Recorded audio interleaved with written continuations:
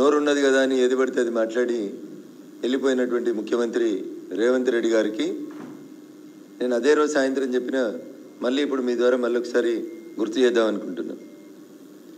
Bharatiya Janata party నుంచి ఒక దొర పోటీ చేస్తున్నాడు, గడీలకి వెళ్ళి వచ్చి పోటీ చేస్తూ ఉన్నాడని మాట్లాడినాడు. నేను అదే రోజు చెప్పినా, మళ్ళీ మీ ద్వారా మళ్ళీ ఒకసారి ఆయనకి మధ్యలో మతిమరుపు కూడా వస్తూ ఉన్నట్టుంది కాబట్టి గుర్తు చేద్దాం అనుకుంటా ఉన్నా. అయ్యా గౌరవ ముఖ్యమంత్రి గారు, మీరు వస్తారా? మీరు నామినేట్ చేసి ఎవరినైనా పంపిస్తారా?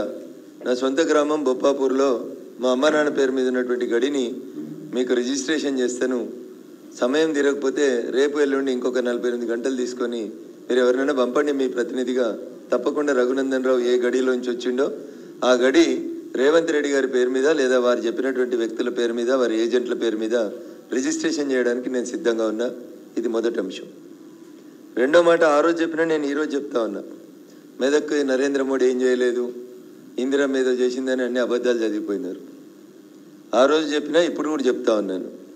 బిహెచ్ఎల్ ఇందిరమ్మ తేలేదు రేవంత్ రెడ్డి గారు. బిహెచ్ఎల్ 1964లో వచ్చింది, ఇందిరమ్మ 1980లో వచ్చింది మెదక్కి. ఇక్రిసాట్ 1972లో వచ్చింది రేవంత్ రెడ్డి గారు, ఇందిరమ్మ 1980లో వచ్చింది. బీడీఎల్ కంపెనీ 1970లో వచ్చింది, ఇందిరమ్మ 1980లో వచ్చింది.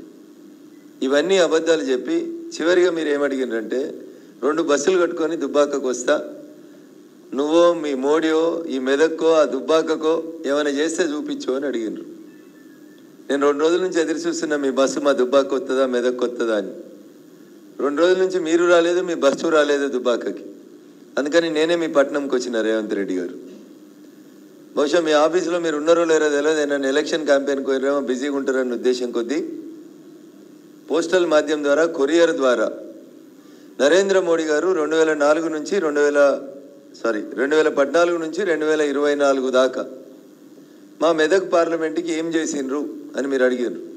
1 రూపాయి ఇచ్చిండా అని అడిగారు, 1 రోడ్డు వేసిండా అని అడిగారు. మళ్ళీ చెప్తా ఉన్నా నేను, ఆ రోజు నువ్వు నిల్చొని మాట్లాడిన రోడ్డు 765D నరేంద్ర మోడీ గారు జాతీయ రహదారి కింద ఇచ్చిండ్రు. ఇక ఊకి అన్ని చదువుడు కష్టమవుతుందన్న, నీకు రాసిచ్చేటోళ్ళు కూడా అన్ని తప్పు రాసిస్తారు. అందుకని మంచిగా నేనే ఒక పుస్తకం తయారు చేసుకొని వచ్చినా అన్న, నువ్వు ఖాళీగా ఉన్నప్పుడు చదువుకో, నీకు చదువుకునేందుకు ఓపిక లేకపోతే నీ వంది మాగదులకు ఇచ్చి చదువుకో. ఇది ఒక్క మెదక్ పార్లమెంటుకి నరేంద్ర మోడీ గారు రోడ్లకు ఎన్ని ఇచ్చిర్రు, మోరీలకు ఎన్ని ఇచ్చిర్రు, షెట్లకు ఎన్ని ఇచ్చిర్రు, ట్రీ గార్డులకు ఎన్ని ఇచ్చిర్రు, రైతు వేదికలకు ఎన్ని ఇచ్చిర్రు, వైకుంఠ ధామాలకు ఎన్ని ఇచ్చిండ్రు, ఒక్కసారి జర ఓపికగా చదువుకో అన్నా. మంచి తెలుగులోనే పంపిస్తున్నామన్నా, వేరే భాష అయితే మళ్ళీ కష్టం.